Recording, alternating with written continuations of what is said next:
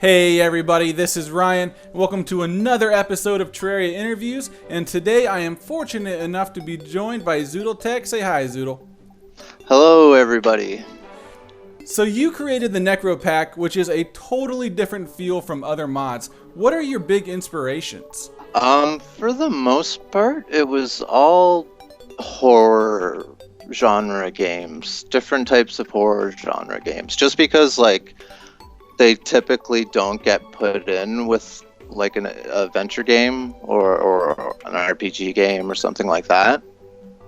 And the ones that do are usually pretty obscure, but that's kind of like my whole personality set is pretty obscure, so it's right up my alley. What about coding? I mean, I find a lot of people don't have any coding before they try to do a Terraria mod. What about you? Absolutely none.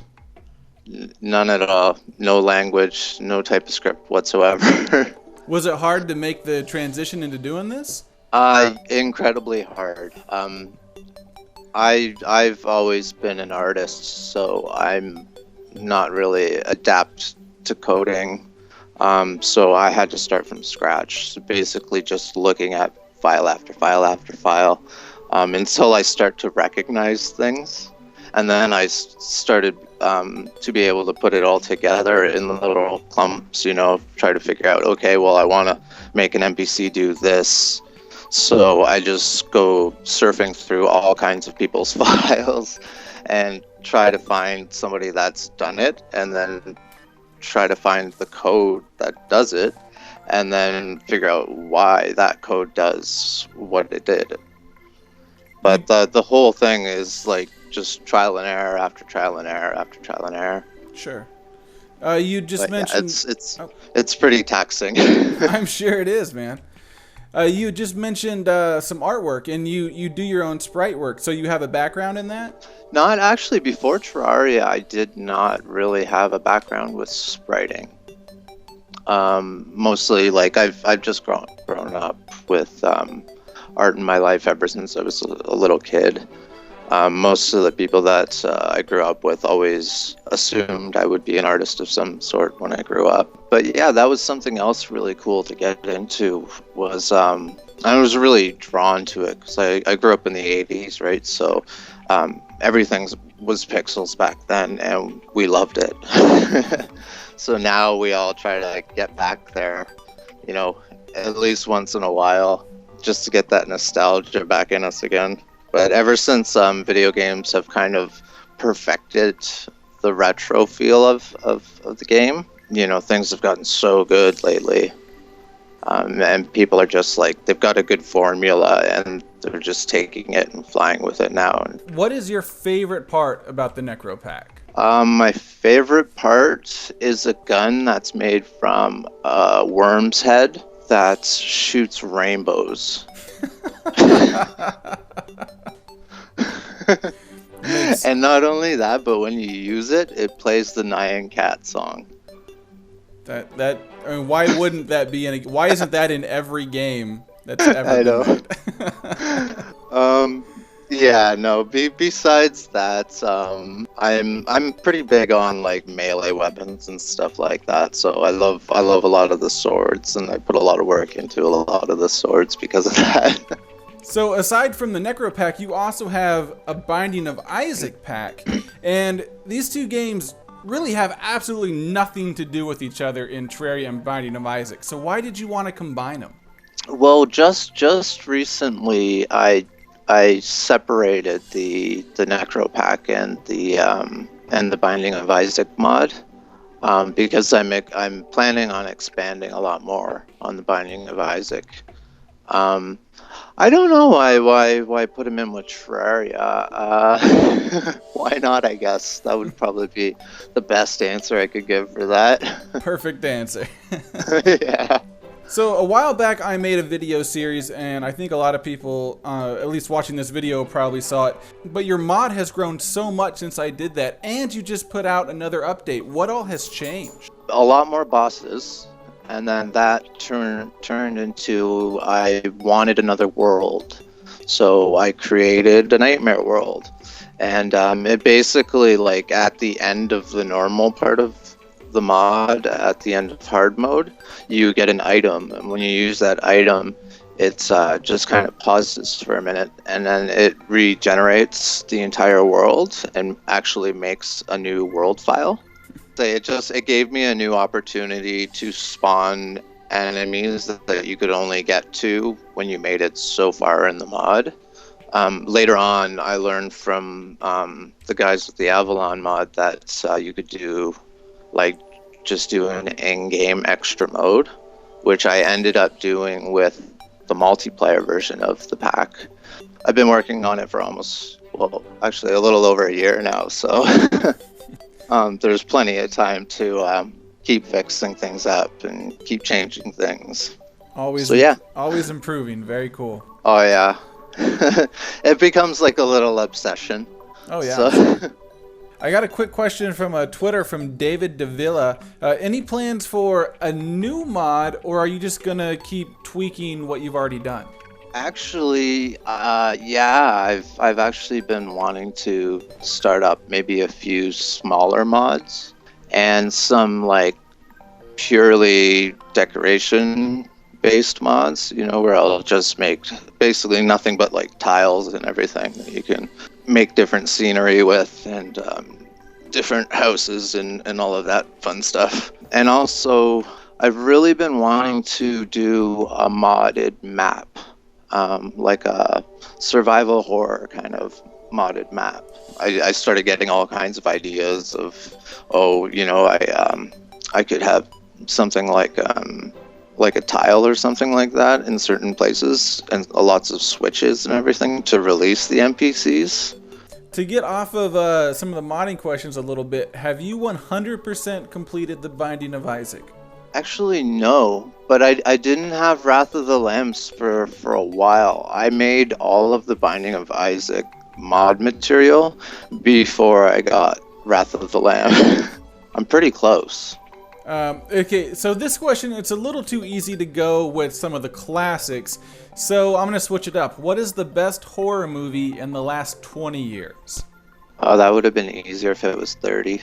The last one, because so many remakes. Let me think. Actually, the Silent Hill movies, I really enjoyed those. There's a lot of my favorite horror movies came from the 80s. I'm totally in love with the whole cheesy nature of them. I like the fact that they were done on such low budgets and everything like that, as opposed to the big budget Hollywood horror movie films and stuff like that never existed back then. Yeah, I guess besides that, I don't know. I haven't seen a good horror movie in a long time. There's the new Evil Dead movie, but I haven't seen that yet, so I have no idea. I haven't really seen too many. I stumped you. I'm very, very proud of myself. Oh, it's funny. If you had said in the past 30 years, I would have just went off on old horror movies. But the last 20 years, it's actually pretty hard to think of some good ones. Yeah, that's exactly why I switched it up. Because, I mean, if you go too far back, it gets easy. And it's like, oh, well, this, and this. But no, this is a tough interview. This is hard stuff here. What is your favorite horror monster? Favorite horror monster? Probably Pyramid Head. Oh. I love Pyramid Head. He's so creepy, and he doesn't even have to talk. All he has to do is drag a big old knife. I think that's enough for a lot of things. So. Yeah. Okay, so you find out that the zombie apocalypse is going to happen, and you have 2 hours before the news breaks. You can do anything you want for 2 hours. What do you do? I guess the logical thing to do would be to pack.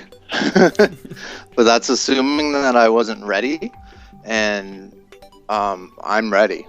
So I would probably, I guess, like, I'd like to say something fun, like, oh yeah, I'd get a big game of Terraria together, or I would break into the grocery store and eat the entire dessert section.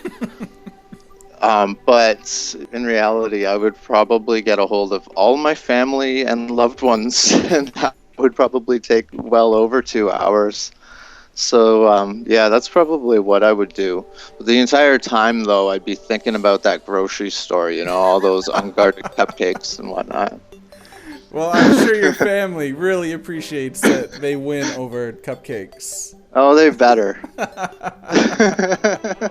It's a big sacrifice to make. Have you played any other mods that really made an impact on you? Well, yeah. First off, Omnir's mod, in a big way, because it was his artwork and everything that originally got me into spriting. And he gave me a lot of advice when I started spriting, sent me to a lot of sites and everything that would teach me a lot more about it. Wick, he was big on my introduction to coding. I've done a whole lot of work with him. I always did sprites. We're a pretty deadly team when it comes to making bosses, but he's just insane with boss coding and stuff. He does stuff that I'll never really understand. I just kind of take it. I take his coding and more of his coding, and I Frankenstein it all together into one big sheet. And I hope that it works. Sometimes it does, and sometimes it takes days. Yori has always been a big help and very patient with me, because sometimes I ask the stupidest things. I'm the kind of guy that'll be looking for my shoes and they're on my feet. So Yori has always been really patient with me in that sense, and really nice to me. So, and always so helpful. You can I know a lot of people give him credit, but there's a reason for that. He's always been around for the modding community and helping anybody, no matter how taxing it is to put up with, you know, some of their questions and that. Try having to answer the same thing over and over again. I guess it's just like any IT work or whatever. I was gonna say, I think every single person has mentioned Yori. He is absolutely crucial to this community for everything. Oh yeah, he's the glue that keeps it all together. All right, and anybody else that you want to mention? I can't really think of anybody offhand, but I know there is other people, so I'll just say there's other people. Fair and enough. Thanks to them. Fair enough. Is there anything in 1.2 that you're really looking forward to? Oh, there's so many things. Soon as I saw the fireworks, a little piece of me grew wings and flew away. It was one of those magical moments in life. But yeah, like the fireworks are cool. I like the way that the water and the lava flow. The new biomes. Oh, I can't wait for the new biomes. For the modding community, it means more places to spawn enemies.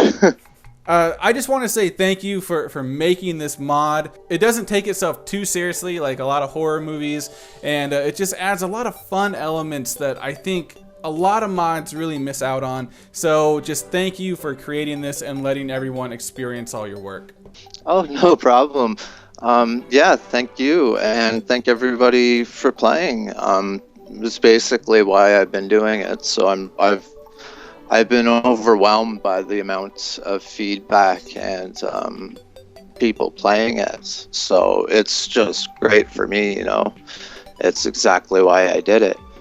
And yeah, I want to thank you in a big way too for all of your videos and getting everybody's mods out there so people can see them. Thanks, I really appreciate that. It's always fantastic to hear things like that. I really appreciate it. Oh yeah, no problem. Alright guys, that is going to do it for this video. If you have anybody you might want to hear talk about their mod or their adventure map, just leave their name down in the comments below. So that'll do it. Thank you so much for watching, everybody. And until next time, see you guys.